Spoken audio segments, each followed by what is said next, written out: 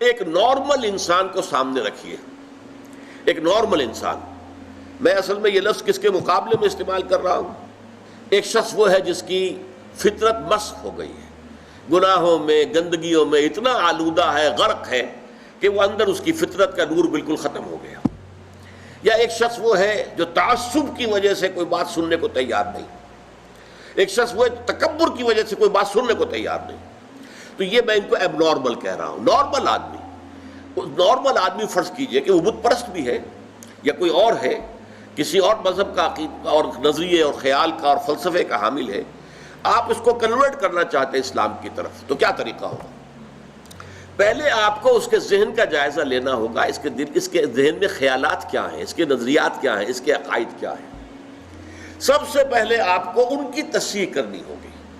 غلط عقائد، غلط نظریات سے دماغ کو پاک کر کے صحیح جو خیال ہے اور صحیح جو نظریہ ہے اور صحیح جو حقیقت ہے، توحید، معاد اور رسالت کے اصولوں پر اس کے فکر کو تعمیر کرنا ہوگا.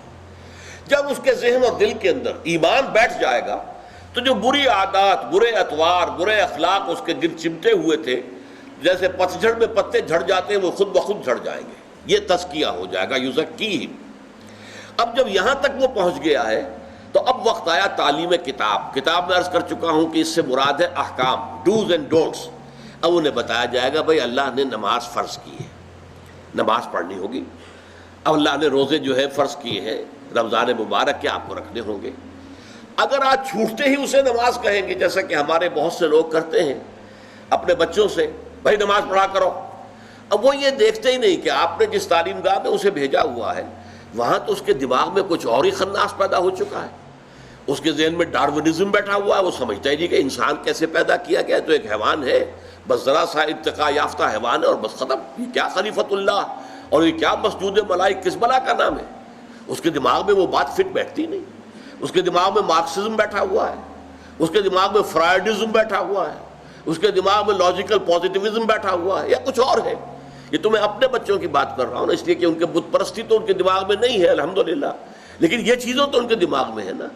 تو پہلے آپ ان کے دماغ کی تطہیر کیجئے، ان کے فکر کی تصحیح کیجئے، ان کے خیالات صحیح بنیاد پر استوار ہوں، تب کہیں کہ نماز پڑھو. ورنہ محض یہ نماز پڑھا کرو تو انہیں نماز نہیں پڑھی، ڈانٹ دیا آپ نے، اس سے کچھ حاصل نہیں.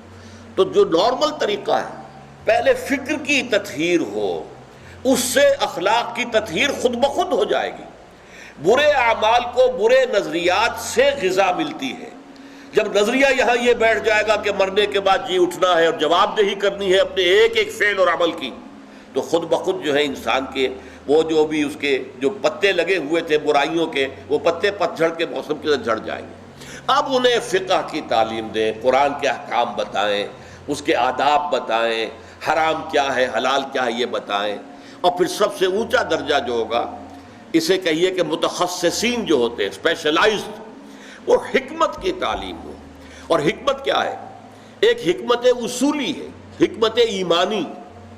حکمت ایمانیہ راہم بخواں، یہ بڑا عمدہ شعر ہے مولانا روم کا. چند خانی حکمت یونانیہ. کب تک یونانیوں ہی کی حکمت اور فلسفہ پڑھتے رہو گے؟ افلاطون نے یہ کہا اور ارسطو نے یہ کہا اور سقراط نے یہ کہا اور فلاں نے یہ کہا اور یہ ریئلزم ہے اور یہ جو ہے آئیڈیلزم ہے. کب تک ان چکروں میں رہو گے؟ چند خانی حکمت یونانیہ، حکمت ایمانیہ راہم بخواں. ایمان کی حکمت پڑھو، وہ فلسفہ کہ جس کے نتیجے میں ایمان وجود میں آتا ہے، تو وہ حکمت ایمان ہے. اور ایک حکمت احکام ہے. حکمت احکام کیا ہے؟ یہ چیز کیوں فرض کی گئی، اس کی آپ کو وجہ معلوم ہو جائے. یہ چیز کیوں حرام کی گئی، اس میں ہمارے لیے کیا فائدہ ہے.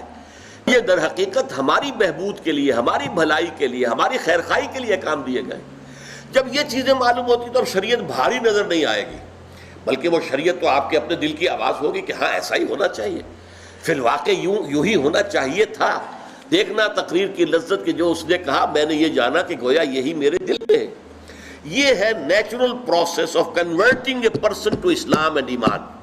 اس طریقے سے حضور صلی اللہ علیہ وسلم نے لوگوں کو تیار کیا. پہلے قرآن مجید ان کو پڑھ کر سناتے رہے، جن کے اندر فطرت جو ہے ابھی کچھ بھی بیدار تھی، تھوڑی سی نہیں، چاہے کمزور تھی، مزمحل تھی، اندر روح جو ہے وہ ابھی مری نہیں تھی، وہ کھنچ کر آ جائیں گے. جیسے کہ میگنیٹ جو ہے وہ لوہ چون کو، لوہے کی چیز کو کھینچ لیتا ہے. وہ کھنچ کر آ جائیں گے. اب ان کو قرآن مجید کے ذریعے سے ایمان کی تعلیم اور قرآن مجید کے ذریعے سے ان کا تزکیہ اور قرآن مجید کے احکام کی تعلیم اور قرآن مجید کی حکمت کی تعلیم، یہ چاروں چیزیں قرآن سے متعلق ہیں. اس لیے کہ حضور کا اعلیٰ انقلاب قرآن ہے. اتر کر حرا سے سوئے قوم آیا اور ایک نسخہ کیمیا ساتھ لایا.